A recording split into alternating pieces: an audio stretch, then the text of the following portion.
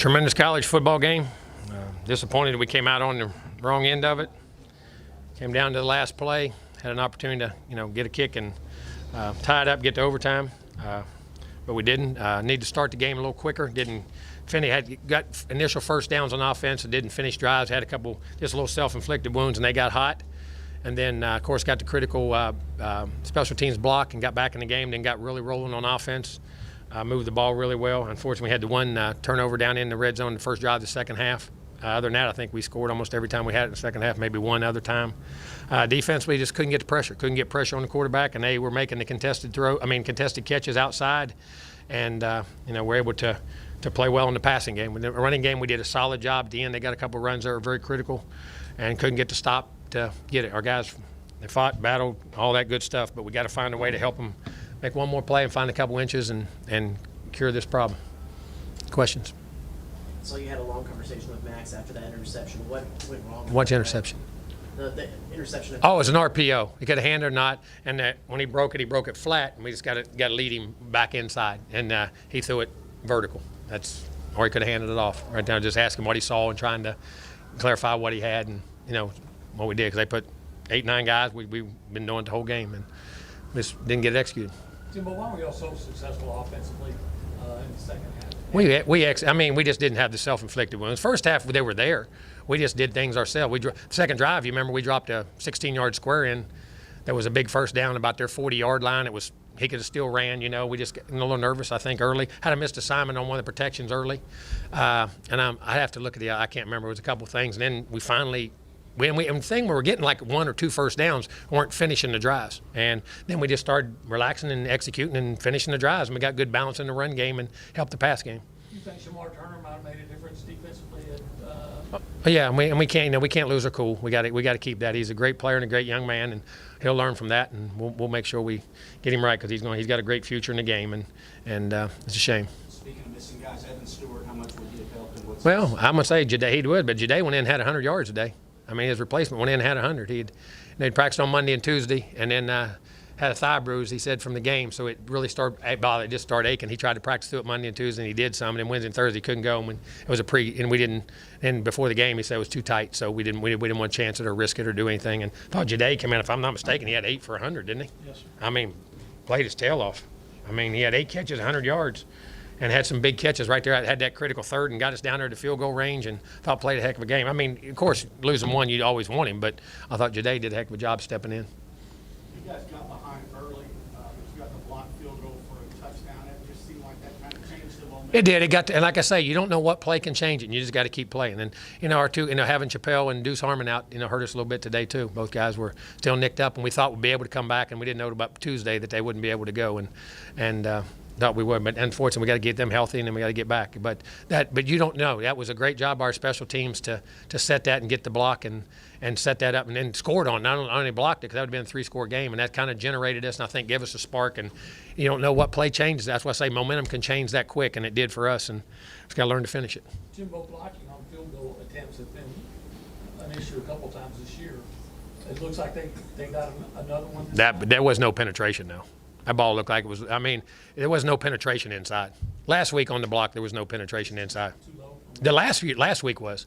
Now I need to see this one on film. It sounded good when he hit it, but look at it. It wasn't on the edge. It was inside, and there was no penetration. So either he jumped really high or it was a hair. I don't want to answer that till I see the film. But what happened on that? I guess their third touchdown, where the kid was just wide open on the. I guess our guys lost track. I guess he thought he was subbing out. And when they marked the ball, I guess he was subbing out, and he went all the way the old stand 1 yard inside the line. And we got to find out. And our corner assumed he went off the field in a sub, and he stood just right there in the mix with a bunch of their players, or right there 1 yard from the sideline. And our guy thought he subbed out. That's what I understood. That's a byproduct of having guys out there that. No, I think that can be on anybody. That's a trade. You're just running. And young guys. It doesn't hurt, but I just think they thought he was subbing out because they went running all the way over there, and it was a trick play that they set right on the. I guess he was about a yard inside the line when they did it. No loss is easy to accept. I have to ask you if this one is considering the history with Lane and just a chance to get off to break the losing streak, all those things that were No, I mean, what happened with Lane? I have nothing with Lane. I have no problem with Lane. We're coaching our guys. And the streak I want to get off is just winning on the road. We got to win on the road and win. Period for our football team and our kids. We're heartbroken in the locker room. That's what I'm worried about. There's a decent amount of the mental errors in the first half. Is that something that you? I don't think mental errors or drop balls or not just mental errors. No, it was assignments wise. We got beat technique and they had good players. But sometimes we got beat on a pass rush. Got beat. They ran a couple twist games inside and picked us off. I mean, which is part of it. And next time you got to push through it. I mean, it wasn't mental errors. They just physically twisted. We adjusted to as the game went on, and then gradually took out. Got a feel for what they were doing. I know they all hurt, but to battle back, to get the lead. And For our kids, I mean, the way we battle back and the heart they showed, it does. I mean, you want them to be rewarded for how hard they're playing. And, I mean, it's another one play, it's a one play, one situation game. And there's a really good football team in there, really is, with a lot of character and a lot of heart that we got to find a way to get them one more. Second half, offensive line really leaned on their front, probably better than any point this year. What changed? Attitude. I mean, you do. You get confidence. I mean, sometimes when I mean this wholeheartedly, you don't play as good in the game.